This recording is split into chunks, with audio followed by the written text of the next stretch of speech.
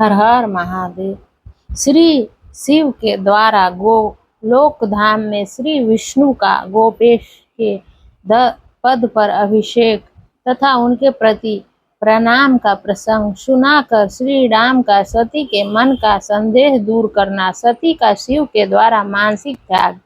श्री राम बोले, देवी, प्राचीन काल में एक समय परम सृष्टा भगवान शंभु ने अपने परात्पर धाम में विश्वकर्मा को बुलाकर उनके द्वारा अपनी गौशाला में एक रमणीय भवन बनवाया जो बहुत ही विस्तृत था। उसमें एक श्रेष्ठ सिंहासन का भी निर्माण कराया। उस सिंहासन पर भगवान शंकर ने विश्वकर्मा द्वारा एक छत्र बनवाया जो बहुत ही दिव्य, सदा के लिए अद्भुत और परम उत्तम था।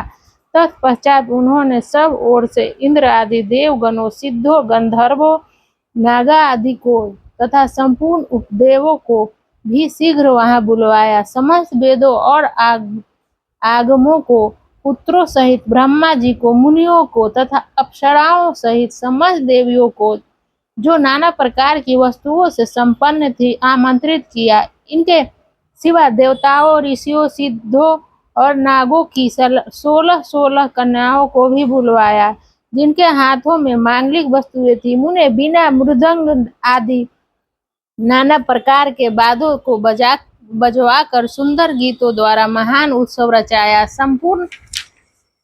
संपूर्ण औषधियों के साथ राज्याभिषेक योग्य द्रव्य एकत्र किए गए। प्रत्यक्ष तीर्थों के जलों से भरे हुए 5 कलश भी मंगवाए गए। इनके सिवा और भी बहुत सी दिव्य सामग्रियों को भगवान शंकर ने अपने पार्षदों द्वारा मंगवाया और वहां उच्च स्वर से वेद मंत्रों का घोष करवाया। देवी, भगवान विष्णु की पूर्ण भक्ति से महेश्वर देव सदा प्रसन्न रहते थे। इसीलिए उन्होंने प्रीति युक्त हृदय से श्री हरि को वैकुंठ से बुलवाया और शुभ मुहूर्त में श्री हरि को उस श्रेष्ठ सिंहासन पर बिठाकर महादेव जी ने स्वयं ही प्रेम पूर्वक उन्हें सब प्रकार के आभूषणों से विभूषित किया। उनके मस्तक पर मनोहर मुकुट बांधा गया और उनसे मंगल कौतुक कराए गए। यह सब हो जाने के बाद महेश्वर ने स्वयं ब्रह्मांड मंडप में श्री हरि का अभिषेक किया और उन्हें अपना वह सारा ऐश्वर्य प्रदान किया जो दूसरों के पास नहीं था। तदंतर स्वतंत्र ईश्वर भक्त वत्सल शंभु ने श्री हरि का स्तवन किया और अपनी पराधीनता को सर्वत्र प्रसिद्ध करते हुए वे लोककर्ता ब्रह्मा से इस प्रकार बोले।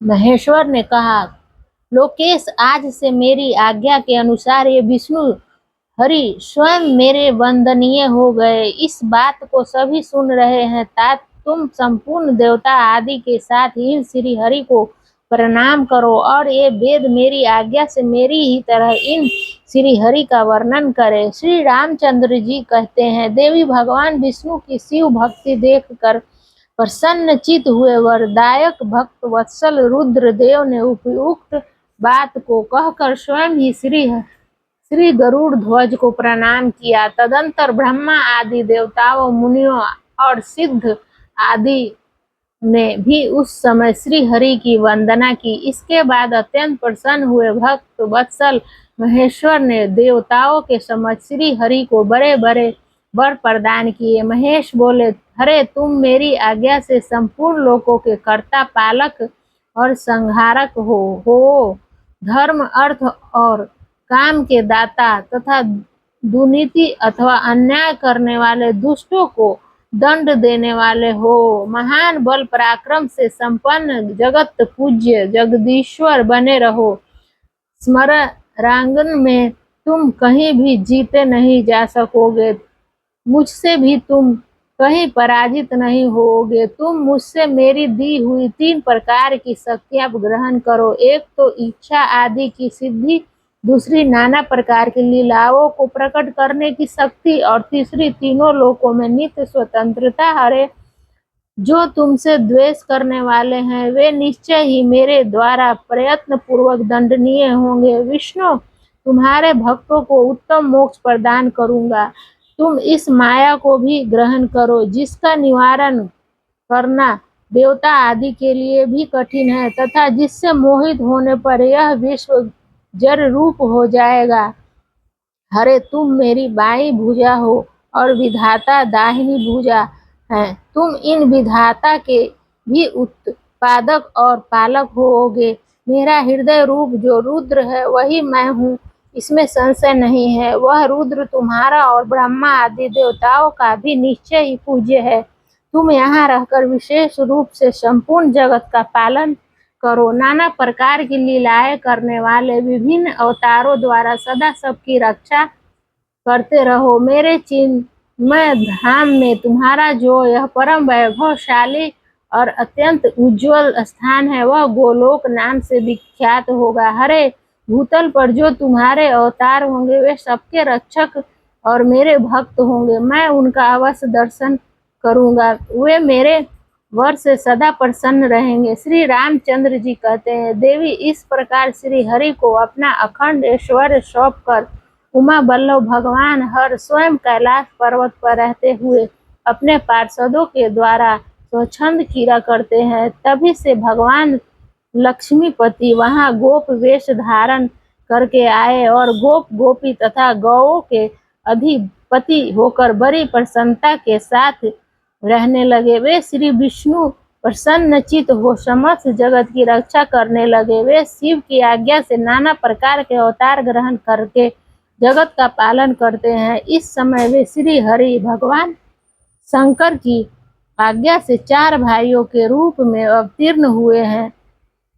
इस प्रकार बहुत सी बातें कहकर कल्याणमयी सती देवी को प्रणाम करके रघुकुल शिरोमणि श्री राम उनकी आज्ञा से उस वन में विचरण करने लगे। पवित्र हृदय वाले श्री राम की यह बात सुनकर सती मन ही मन शिव भक्ति परायण रघुनाथ जी की प्रशंसा करती हुई बहुत प्रसन्न हुई, पर अपने कर्म को याद करके उनके मन में बड़ा शोक हुआ। उनकी अंग कांति फीकी पड़ गई। वे उदास होकर शिव जी के पास लौटी।